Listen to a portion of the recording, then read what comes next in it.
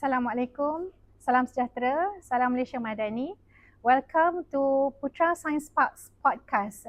Putra Science Park is the innovation powerhouse, and we are working on commercializing and transferring UPM's innovation to businesses outside of UPM or our own startups and spin-outs. So the journey to commercialize innovations and commercialization has always been an interesting, fantastic, and sometimes controversial topic. A lot of people are interested to know what happens during the whole process of commercializing university innovations, especially through startups and spin-outs. So I'm so happy to have with me today Professor Lai Oi Ming from the Faculty of Biotechnology and Biomolecular Sciences, UPM, and also the founder of LIPIDWARE Sendirian Berhad, and Prof Dr. Janet Lim, lecturer of Faculty of Science, UPM, also co-founder of Go Advanced Solutions Sendirian Berhad. So thank you, Prof, for making the time to share with us a little bit your story.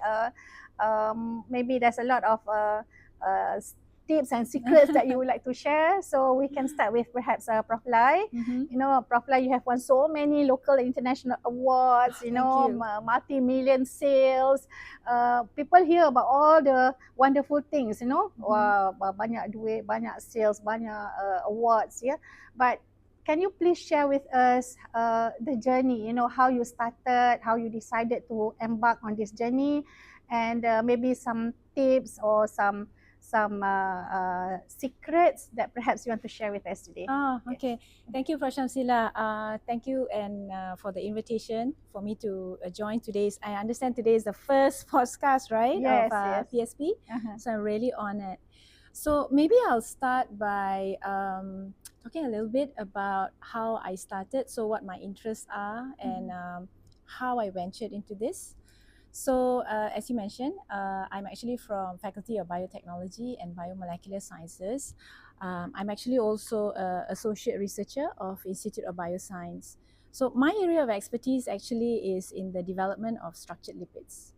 So what that means is that, I play around with the structures of fats and oil. I take them apart, I put something new in, I change it, and then I see what happens. So ever since my PhD until about 15 years, that is all that I've been doing. And I work very closely with Sime Darby, with the palm oil industry. I had patents with them. I had a lot of consultation projects, techno funds with them. So all that actually changed in 2013. So in 2013, I had my only child. So when Minho was born, so 1 month after his birth, he was actually diagnosed with very severe eczema. And I'm not sure if any of you know about eczema. It's actually an inflammatory skin condition.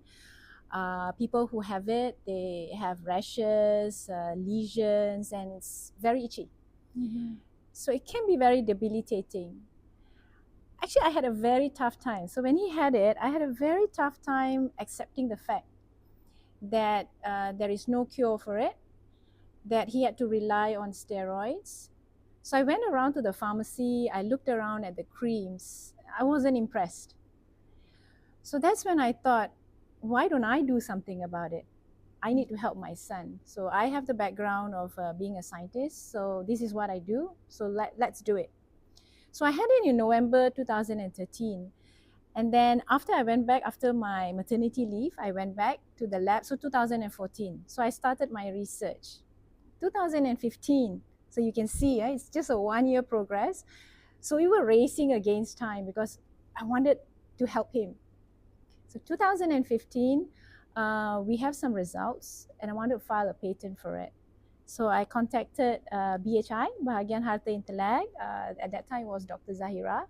Under Putra Science Park. Yeah, under Putra Science Park. So I told her of my disclosure. So I said, I have this, there are 2 patents. So he said, okay, come on. I made the disclosure, it was evaluated, and then we filed for both the patents. So that was 2015. And then Dr. Zahira said, you know, why don't you join the InnoHub program? Well, I know of the InnoHub program, but I wasn't really paying attention to it. So I said, oh, tell me more about the InnoHub program. So she talked about it. And I said, okay, we'll join. So I think when we joined the InnoHub program, that was my first time being exposed to doing commercialization. I mean, I've been involved in working with the industry, but I've never really thought about commercializing my own technology. So I learned about the business models, the lean canvas, I learned about market validation, and that really opened up my mind. So in 2015, we joined and then we graduated in 2016. And it so happens that both the patents, they were granted in 2016. Congratulations. Ah, yes, I know. Everybody was telling me it's a miracle. Yeah. You know, usually it takes a long time. So when that happened, we decided, okay, let's start a company. So that's when LIPIDWARE Sdn Bhd was born. And that was 2016. I went to you. We talked about valuation of the technology. We talked about the licensing. We negotiated, we discussed. And 2017, right? So Yeah. we're in business. Mm. So imagine, 2017, it's 2024 now. It's already been 7 years. Yeah. So sometimes I'm amazed that I'm still here. Yeah. But I'm glad I made that move. Yeah. Wonderful, wonderful. Thank you so much, Prof. We will have to go back to you because you've not shared the secret. Yes, that's true. Now maybe I can ask Prof Janet, you know, an interesting product, quite different from what Prof Lai has done. Maybe your journey also a little bit different. Did you face any challenges when you wanted to start? How do you go about, you know, because quite short time period, you have already also achieved a lot of sales, I know. So how did that work out for you?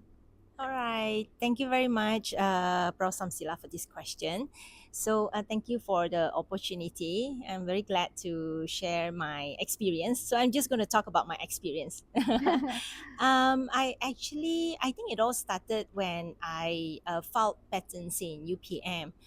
So that is when Putra Science Park, that time the division was under Dr. Zahira, the intellectual property division, and it was very well done. So I was glad that I have several patents pertaining to one material that is very dear to my heart. I hope it is still well done, right?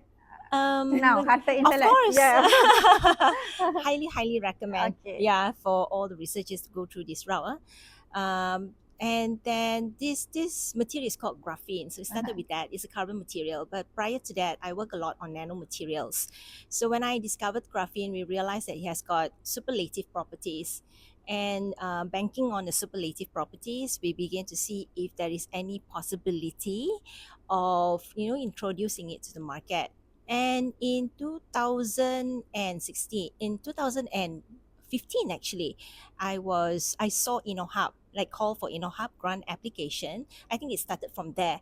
So I was very eager to apply for all kinds of grant. And InnoHub is very special because it's related to commercialization, and I know zero about commercialization. No idea what it is actually.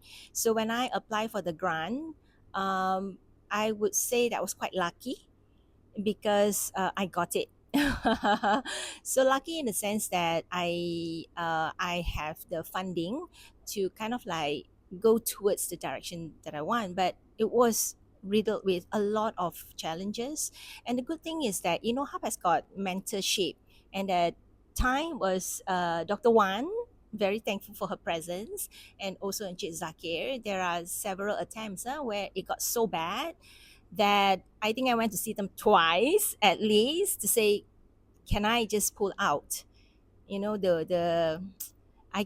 That point of time, I just couldn't understand the challenges I have to go through, and that was just the tip, of all when the you challenges. say it went so bad, what do you mean? What was bad? I think I didn't understand. I didn't really understand the model of InnoHub.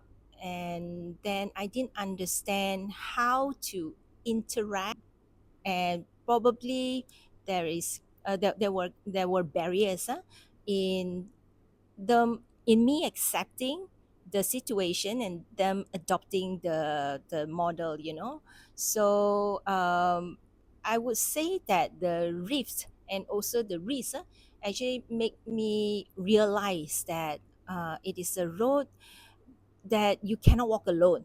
And I was so glad that Dr. Wan and also Encik Zaki was there. I think it is kind of like cliche to say there are tears, but there were tears. But they were great at persuasions. So I stayed on, right? And then after that, the company was incorporated. There are several changes to the my strategy at the point of time. So it was incorporated, and then in 2018 we won Malaysia Commercialization Year Award. So that's when we use the money for the purpose of licensing. So that's when we introduced graphene to outside of UPM, the graphene that we synthesize outside of UPM. It received attention from researchers, but that's that. Yeah, and then we hit by COVID, PKP in 2020. So once again, the idea crept into my head that I have to stop because I just, just couldn't survive. But after discussion, we thought that why not try to, instead of doing a B2B, why don't we attempt to do a B2C? And that point of time, we do have a lot of experience in using graphene in various kinds of applications. And I would say that one of the applications that is the most realistic at the point of time is to introduce additive into a certain matrix. So the matrix is, engine oil. And when we launched it in October 2021, it was it's still under surveillance. It's not really open yet, and therefore we did it online, but was very well received. We was very surprised. Did you use social media? How did you do it? We use social media. Myself, I'm not very good at marketing, and my partner not very good at marketing as well, and therefore we know someone. Been friends for since young, and he was very interested in the product. He said, "Why not? Just give it a try." And little did we know that it was so well received. So that's when we really started selling to the point where we begin to realize that it has got a lot of potential, and it gives us confidence actually that graphene indeed is able to show all of its superlative properties. Just briefly, maybe one or two sentences, what is the product? Okay. For people who are not aware. All right. This product is called, thank you, Prof Lai. This product is called Graphene Talk. And Graphene Talk is actually an engine oil booster that is infused with graphene. So we want to make use of graphene's superlative properties to ensure that to give the feeling of like you are riding the car after a long time, a brand new car, So sometimes the car turns sluggish over a couple of years. I mean, if a car can turn sluggish over a couple of years, what's more a car that's been driven for decades, So this is to increase the performance instantaneously. To us, we think that instant gratification is really important. If the consumers, they do not feel the instantaneous effect out of this product, I think there will be no, using it for the second time.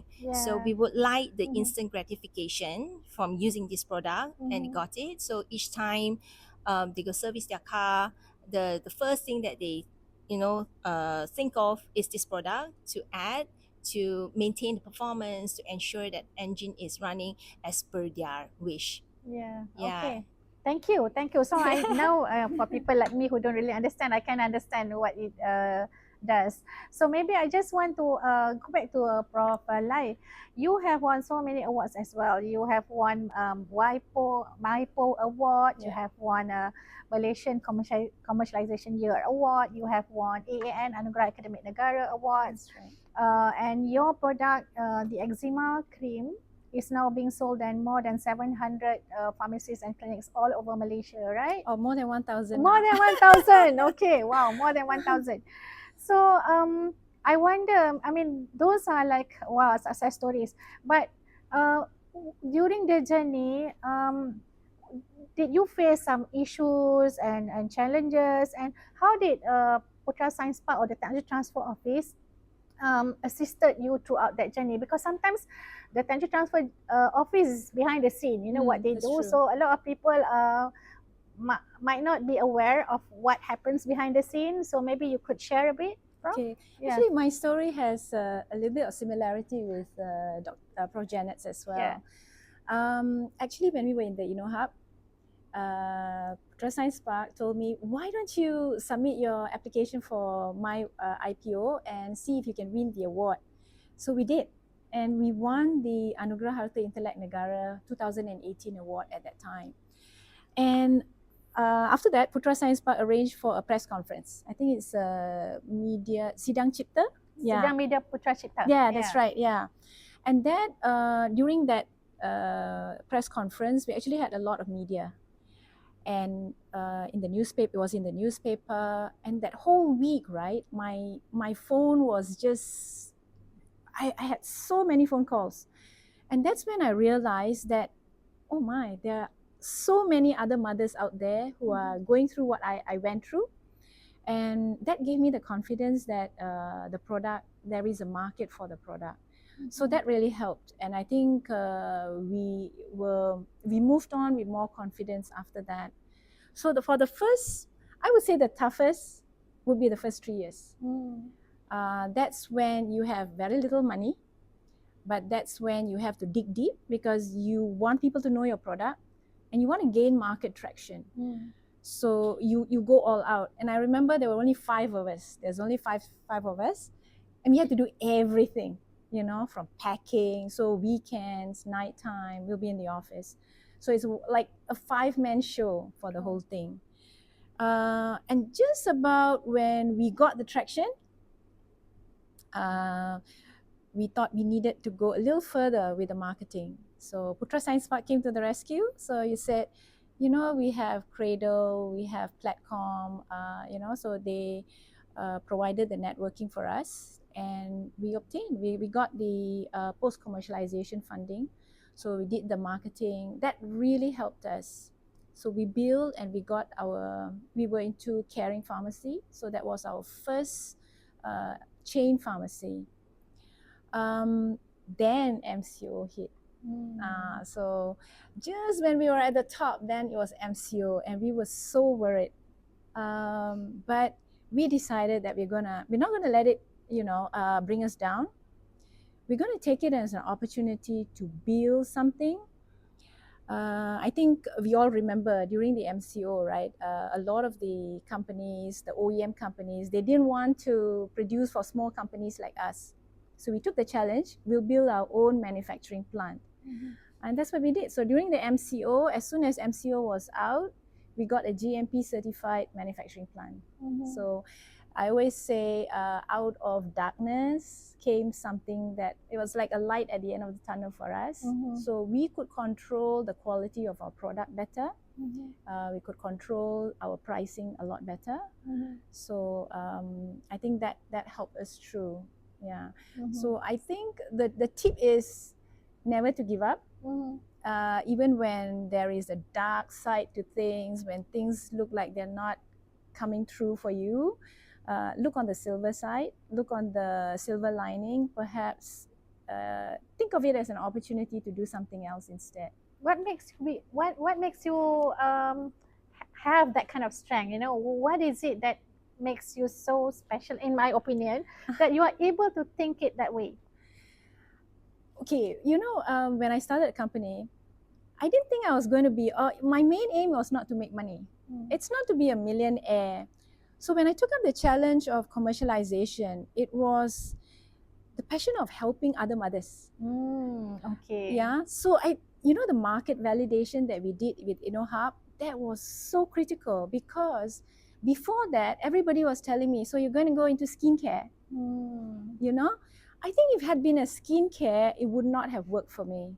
I don't think I have that style, that influencer TikTok. I don't think I will be able to do that. But the fact that after the InnoHub's market validation, the target market was for this niche eczema market, I like that. I felt like it was a calling. I worked so hard for this, for my son. I see the improvement. Maybe I can help somebody else. So at the same time, actually, we started the Malaysia Eczema Support Community. So it's a Facebook platform. We provide medical and science-based information to people who have eczema. So basically, there's so many misinformation out there. So we wanted to provide the right information. So we have 68,000 members now. We organize forums, trainings for free for our members. So this Saturday, actually, we're having a mental awareness program for the caregivers. Wow. Yeah. So to me, as a founder and advisor of MESC now, the passion is always there because our motto berilmu berbakti. Yes. That resonated with me. Yeah. So it's not always about the business, but maybe societal impact, perhaps. Yeah. you know? So that actually drives you through, the whole challenges. Yeah. The And satisfaction, right? The satisfaction, and also I had a lot of students who work with me. Some of them have been with me since day one, and we're 7 years. I want to give them something for being so loyal. So during the MCO period, the thought was, how could I make them benefit as well? So what I did was, we divided the company into different sections. So we have a marketing section and we have one student leading it. So she has shares in it. Now I have a production plan, a manufacturing plan. Another student manages it and have shares in it. So in a way, it's like a win-win situation. I don't have so many things to worry about. And at the same time, I'm able to give back to my own staffs who have been loyal with me. Okay. So it's really win-win situation. Wonderful, Yeah. wonderful. So, Prof Janet, you are also a very, very successful researcher. You also have won so many awards. You're a prolific researcher at a very young age. You became a professor. You have very high H index. All those things you also, excel in. Could you just tell us this combination between this personality of researchers who are like both of you, and the supportive ecosystem that we have from TTO, what do you think? How does these two combination becomes like a good recipe for success when it comes to university spin-outs and startups? I think, in my opinion, researchers are naturally very curious and very inquisitive people, right? So they become a lecturer. I would say it started from wanting to have the knowledge, right, deeper, and also going deep into a certain knowledge. So naturally, probably naturally, over the years, they have cultivated that kind of characteristics.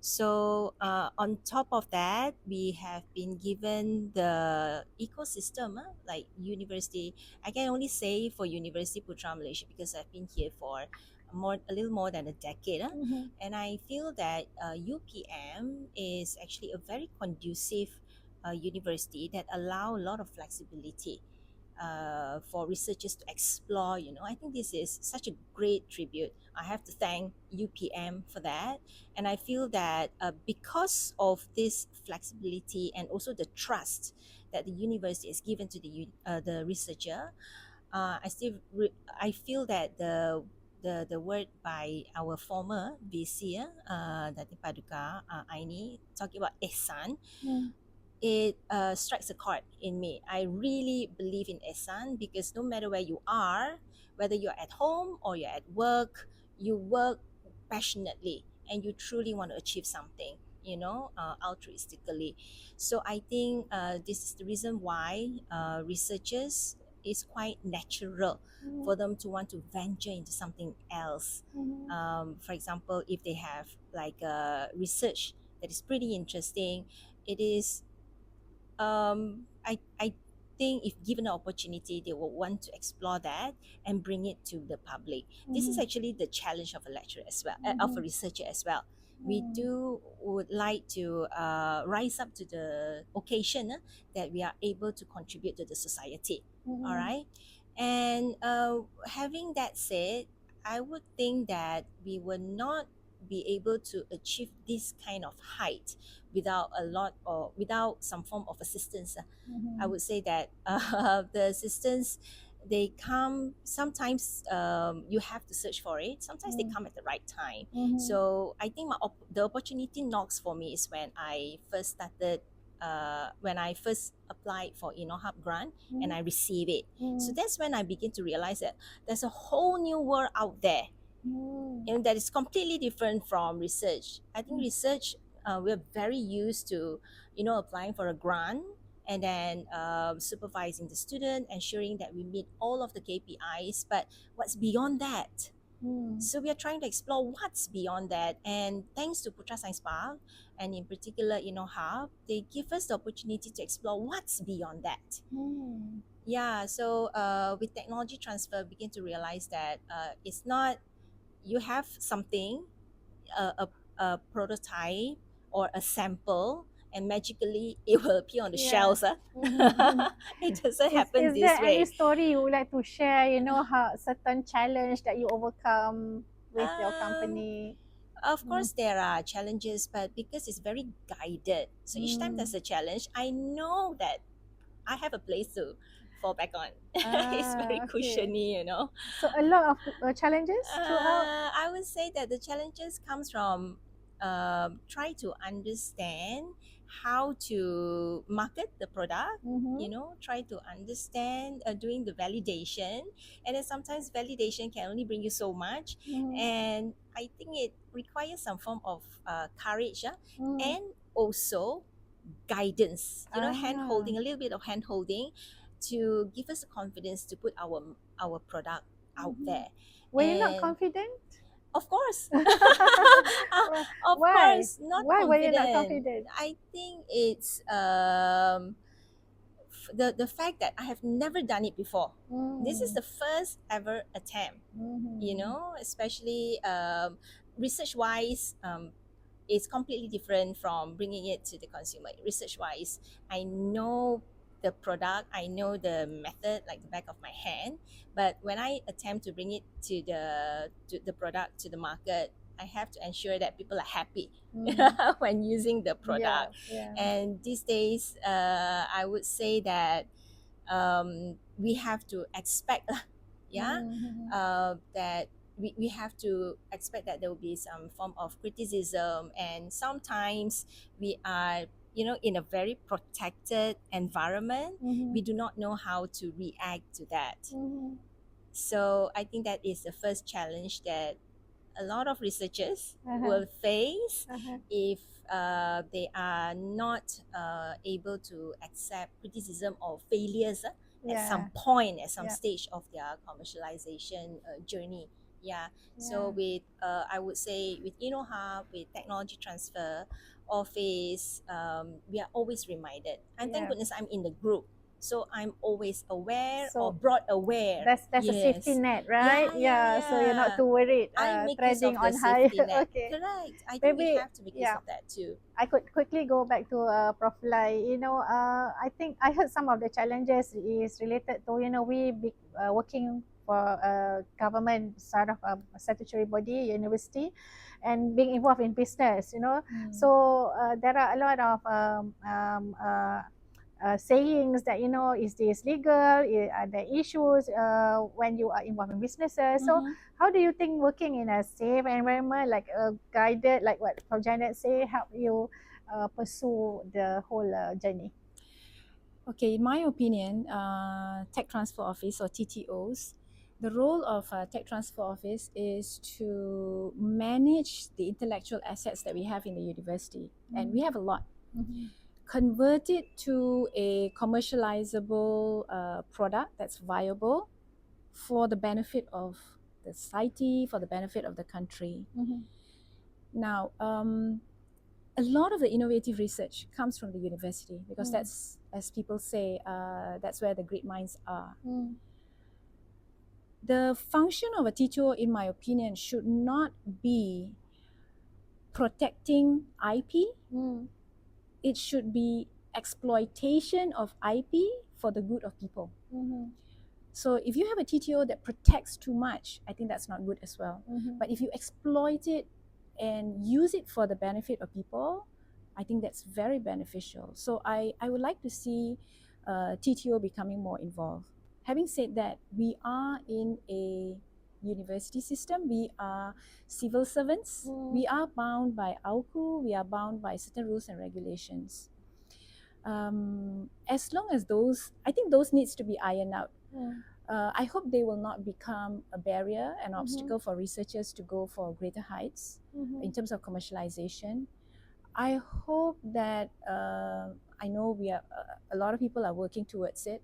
I know people are drafting up policies. Hopefully there will be a framework provided. So when you say this, sorry, I just interrupt you there. So sometimes people say, we don't need a TTO, just straight away ask the researchers to commercialize. Can that work? That is so dangerous. Can you imagine if every researcher goes out and commercializes on their own without knowledge of the AUKU, without knowledge of what they can and cannot do? The TTO guides us in the right direction, and I think as long as you go along with the TTO in terms of legal matters, you are advised. So at least you do not step out of the boundary and get yourself into trouble. So conflict of interest is a very thin line.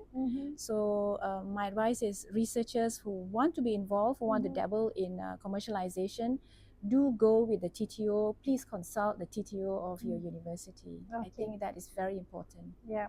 Okay, thank you. Maybe Prof Janet, just I'm sure the business is growing and there are new things that you're working on. How do you see that the TTO can help you balance this, because you are an employee to the university and you're also growing your business. So could there be any issues, and how can the TTO assist you in managing and balancing all this? Commercialization is something that is very new for us, and you must involve yourself to fully understand the process of commercializing your product. I would say that luck play a huge role for me as well. So having the testimonials of the users saying that it is a good product, having users coming back to the product over and over again, really give me the confidence that we are on the right track. I think that's what we want. And for us to ensure that we abide by all the rules, I would say that we have to, like for example, follow very closely to the guidelines that's provided by TTO, because we are like a baby, stepping out into the world, knowing nothing, and this we are bound to meet with some I would say not understanding certain things, and therefore I think the guidelines give us the, I would say, the confidence to move and you're forward. not worried about your business growing big while also working with UPM? I am very glad that the business is growing big, because this is when I realize, I understand, that I can see that I experience that I can give back to the university, who has given me so much actually. I think without TTO office, I wouldn't have achieved, I wouldn't be who I am today, And this is also one way to expose the research in the university, that is not just merely research. We don't just churn out papers. We do need papers, having said that, but then we also want to prove that our product really can contribute to the society in any possible way. And actually TTO is helping just that. And the benefits of TTO is that they're quite sensitive, sensitive to expansion. So for example, if there is a possibility of a collaboration or a venture that's related to the product, I think they will alert the researcher, and that's the benefit. Sometimes having let's say in two different areas, we can get so caught up with research, and then we can get so caught up with whatever that we are currently doing commercialization, that we didn't realize that there may be other interested parties, and that's when Putra Science Park comes into. So you are saying like Putra Science Park has this network, that's what they do on a daily basis, really, and they keep giving or channeling all these opportunities, right? I love the point on giving back. Maybe just a little bit more, Prof, like on your learning center. Okay. So we have a learning center. Basically, we started because we have members of the public who walk in, come and see me, consult me about how to handle eczema. So I needed a place to just sit down with them. So some of them comes from Malacca, some of them come from Johor for this. So it's nice to have a place. And I also train pharmacists, both caring and also big pharmacies. I train them on eczema management. I give talks to some of the pediatricians, for example, on the product. So having a learning center allows me to engage with members of the public and to give back in terms of knowledge. So I like that. So So I think with that, it is the end of the podcast. I'm so happy that we are able to share. This is just some part of a lot of other things that we are working on in order for us to become, of course, innovation powerhouse, and also to give back. Our motto is with knowledge we serve. To make sure the R&D outputs are being transferred back to the society, to the industry, for the benefits of everyone. So thank you so much. Wassalamualaikum warahmatullahi wabarakatuh.